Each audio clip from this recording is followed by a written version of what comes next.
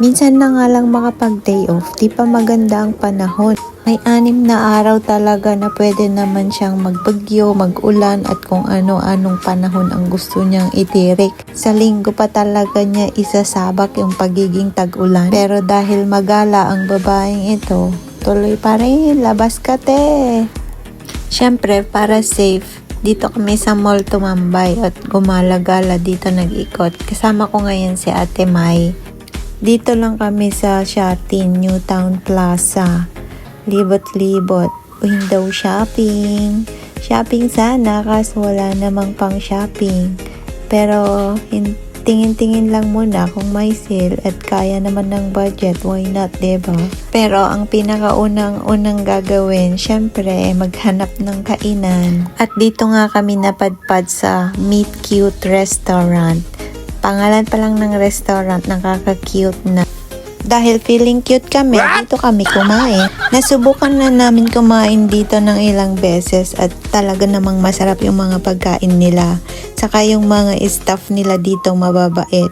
Yun nga lang, mapapasubo ka muna ng mga Cantonese mo bago ka maka-order ng masarap na pagkain na nakalagay sa menu nila. Lunch na yung no-offer nila sa oras na yan, kaya ang in-order namin is yung glazed pork with fried noodles, tapos blueberry cheese, the drinks. Masasarap yung mga pagkain nila dito, madami ding pagpipilian. Tapos malalaki at madami yung laman ng servings nila. Sakto, sa katulad kong matakaw. O diba? Busog-busog na naman ang babaeng ito.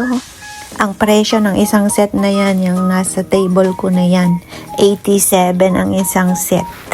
May isang pork glaze in honey, tapos fried noodles, tapos drinks na blueberry with cheese. Bali, 87 na ang isang serving. Nag-order kami ng 2 sets. Bali, 174 yung bayad ng buong bill namin. So, kailangan na naming lamutakin lahat ng pagkain na to para makapaggalagala doon kung saan kami mapadpad ngayong buong araw.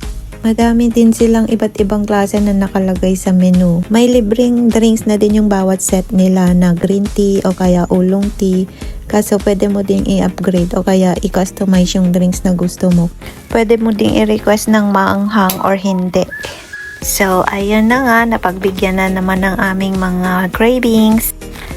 After mabusog, gala na naman, nagpasok kami sa Zara. Kaso lang, yan nga, may nakita akong magjowa. Be, uy, inggit ka girl. Papasana all ka na lang dyan sa magjowa na yan. Ang gwapo ng kasama niya. Tapos kasama niyang nagbibit-bit ng mga shinaping niya. Sana all. Ako, nga, magligpit ka na lang dyan te. Magtupi-tupi ka na lang kasi wala ka pa naman pang shopping. Dahil mapanakit ang Zara, sa mga nakikita na presyo at sa mga magjawang magkakasama, lumipat na lang kami dito sa Uniqlo. Dito malamang maraming sale. Ikot-ikot ka lang para makahanap ka ng mas mura kesa Zara. Wala kang planong mag-shopping pero dahil may sale, kabili ka na naman te. Tapos nang aakit ang Sephora, ayun, may bit-bit ka na naman dyan te. Hay, napapagastos na naman ang babaeng marupok. Bago pa maubos ang budget, kain na muna. KFC na lang kasi mas mura. Ayoko na kasi lang. Labas kasi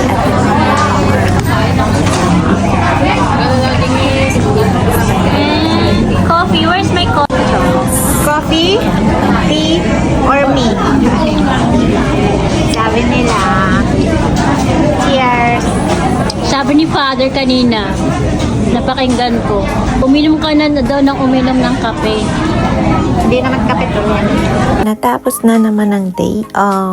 See you guys next time. Bye!